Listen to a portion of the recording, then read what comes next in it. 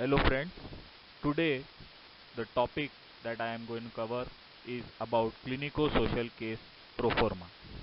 Yes, while you will be appearing for your PSM practical exams, you will be presenting a clinico-social case.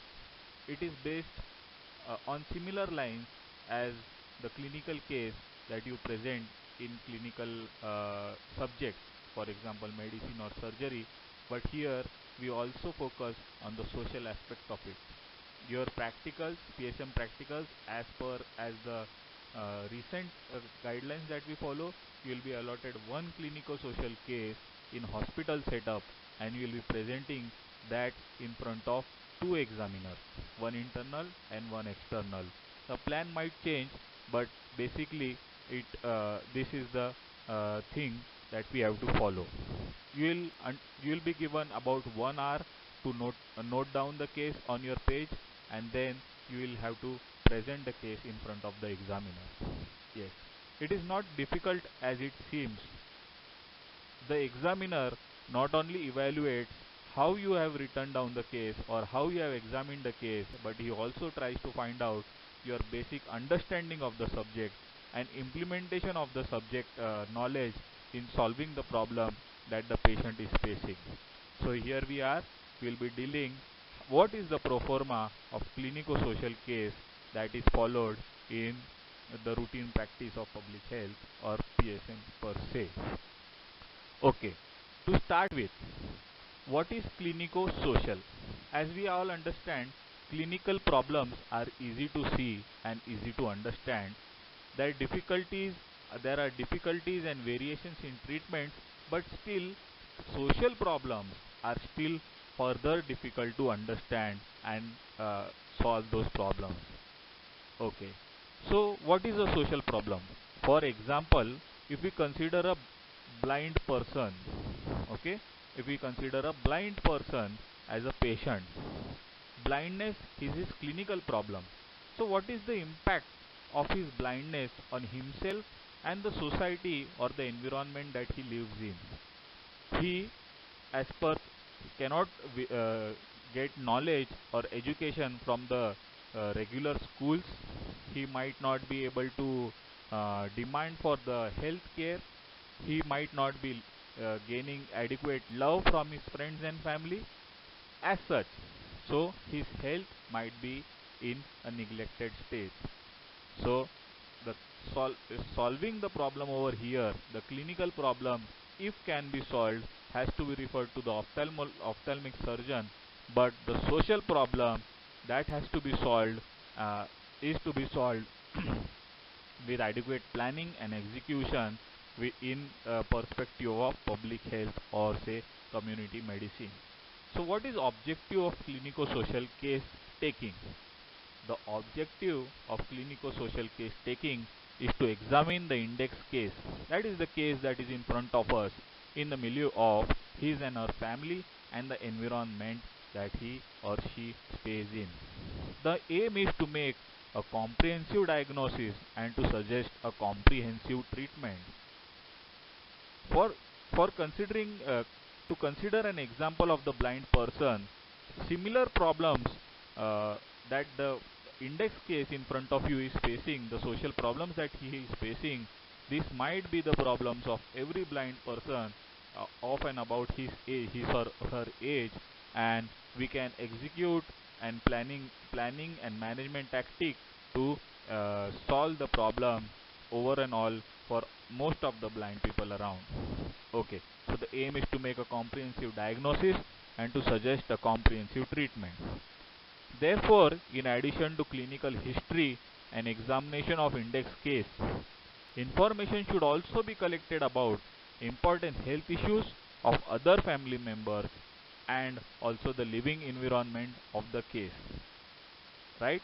Blindness can be caused because of family say genetic lineages or say hereditary diseases. It might be congenital, it might be environmental, say it might be as a result of some accident or some say trauma. So we also have to study the uh, factors in relation to the problem in the family members and also in the environment. There are several formats in use in various institutes. As long as complete information is gathered, none of the formats can be regarded as superior to others. For instance, I am referring to format given by Dr. Purnima Tiwari in her book. Uh, uh, so the case information can be collected under the following broad headings.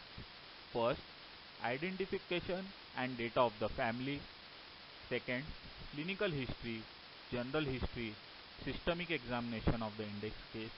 Third, family health and housing environmental history or data, clinico-social diagnosis, effect of illness on the family, management suggested. If you try to remember any experiment in your school textbooks, it had following things: aim, objective, procedure, inference, and conclusion. Aim, objective, procedure, inference, and conclusion. If you remember these five topics, most of the research, most of the history taking, most of the planning and execution happens on similar lines. Okay, if you go for research, what is your aim? To find out number of smokers in particular locality. Okay, this is your aim. Then procedure, that is methods and methodology, or say research methodology, that you put in the sample size, this and that.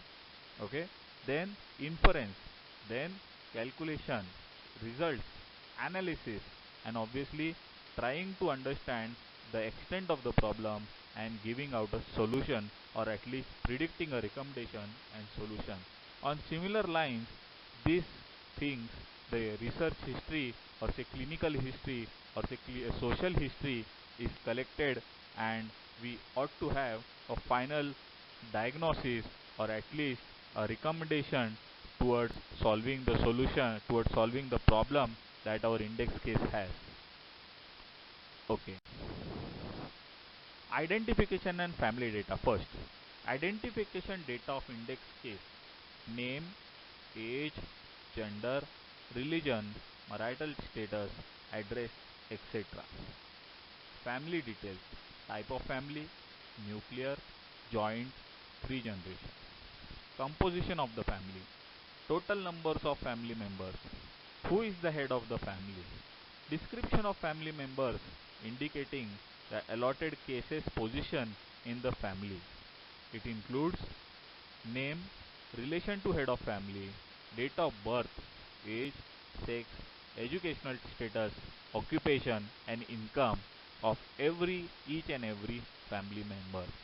Why do we need this? Everything is important. Even the gender and religion and marital status and address of that family of the index case is important. Then obviously from this data we have socio-economic data of the family, per capita income per month, rupees, and socio-economic status, whichever scale if you want to follow or like to follow, Kupuswamy or BG Prasad scale, the you will have to mention the scale and class according to that scale.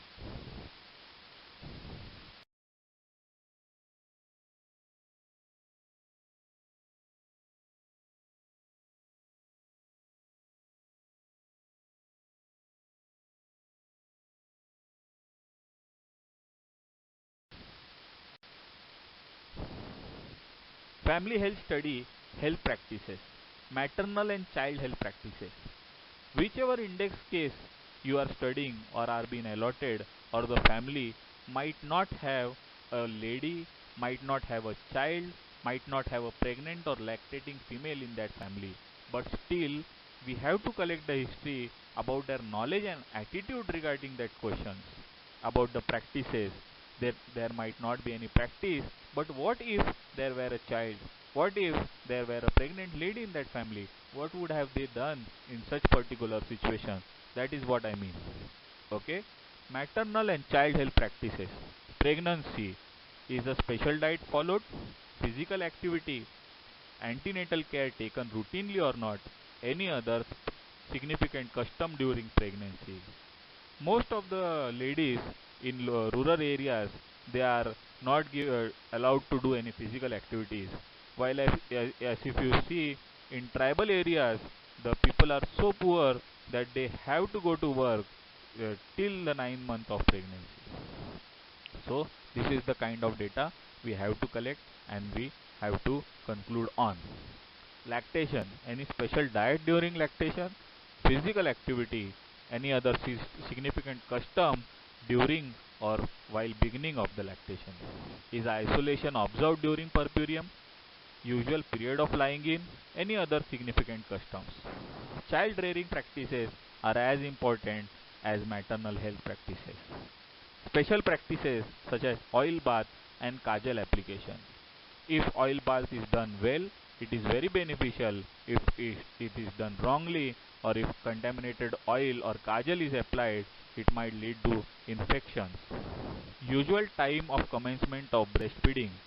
Colostrum was given or not, prelacteal feeds given or not, artificial milk introduced during breastfeeding, yes or no? If so, what was the duration, dilution and frequency of feeding?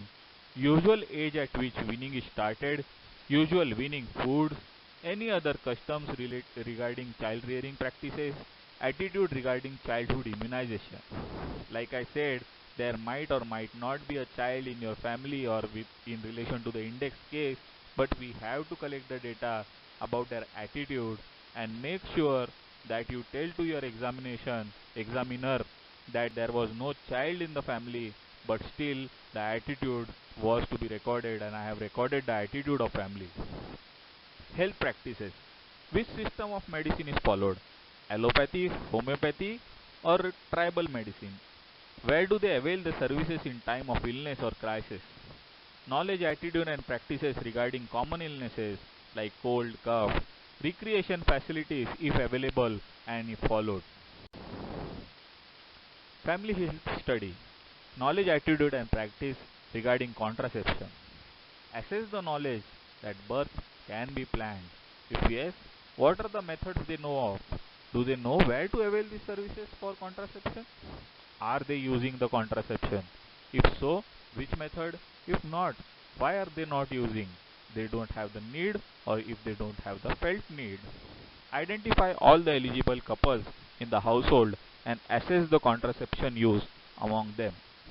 Evaluate the use of contraception in a manner relevant to the index case. Yes, after all this, we have to reach to a conclusive diagnosis. Clinico-social diagnosis, including the effect of illness on the family. Medical diagnosis, this is the diagnosis on medical condition in index case. Type 2 diabetes. Social diagnosis,